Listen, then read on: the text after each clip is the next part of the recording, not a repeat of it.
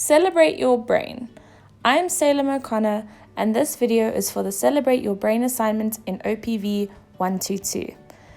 During this process, I decided to use newspaper and jelly babies. The newspaper I used for the left side of the brain, because the left side of the brain is more logical and thinks logically, like for maths or EGD. For the right side of the brain, I decided to use jelly babies. They are sweet, they are colorful, and I feel that they most accurately represent the right side of the brain, which is the creative side, the colorful side, the side for art, photography, and the side of the brain that we would be using for this assignment. For the newspaper or the magazine paper, I used scissors to make little curls through it like we used to do when we were in primary school. For the jelly babies, I used a pair of kitchen scissors to cut them up. I don't think the jelly babies were very happy with me.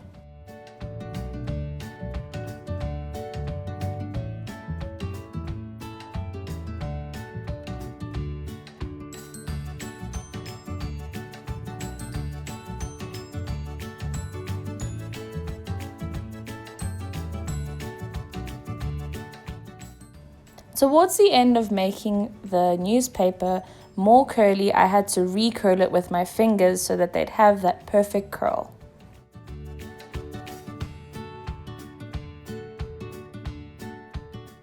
As I was re-curling the newspaper curls, I started forming the left side of the brain and tried to get a brain shape as closely as I could.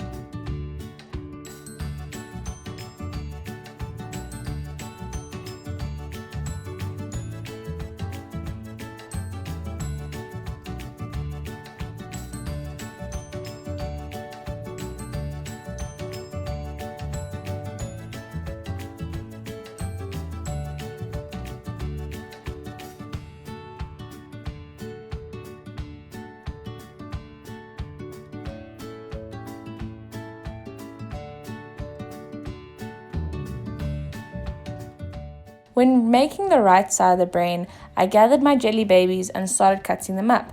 I took 2 of every color and started cutting them up into 3 pieces.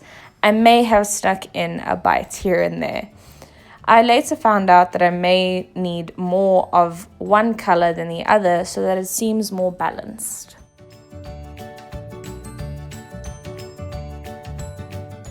And this is the final product of my brain.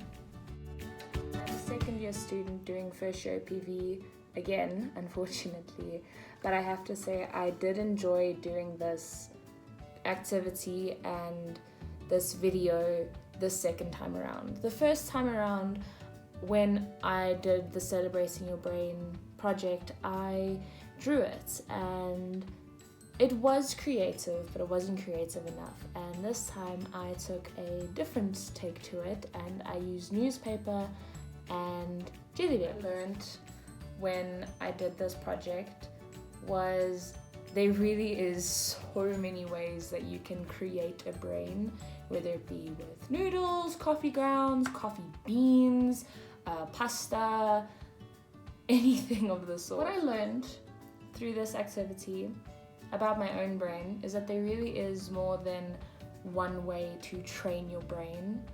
When it came to my own brain, I think it kind of helped me understand my own brain more, because the brain really is a mystery. I still want to know everything that's going on up here, but we can't because there's still a lot that we don't know about it.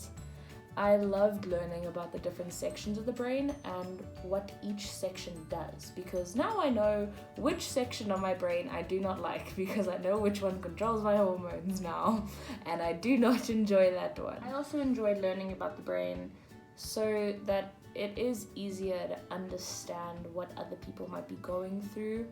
So we've gone through all the different parts of the brain, but I think properly understanding the brain has really helped me understand others, and I think that's going to help me a lot in future when it comes to teaching, so that I can understand my students. 2 questions I still have relating towards my brain specifically is, why are certain hormones in my brain seriously unbalanced, and why does it stay that way regardless of medication? So if I take medication, it helps, but without that medication, my hormones are still imbalanced. Another question I have relating to my own brain is, why does my brain think the way it does?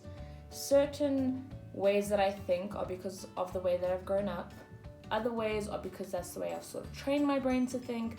But a lot of the time, there comes questions in my mind where I'm just like, that did not come from me. That was not me. This is my brain acting out on its own. And I'd like to know why it acts the way it does, why it thinks about things the way it does.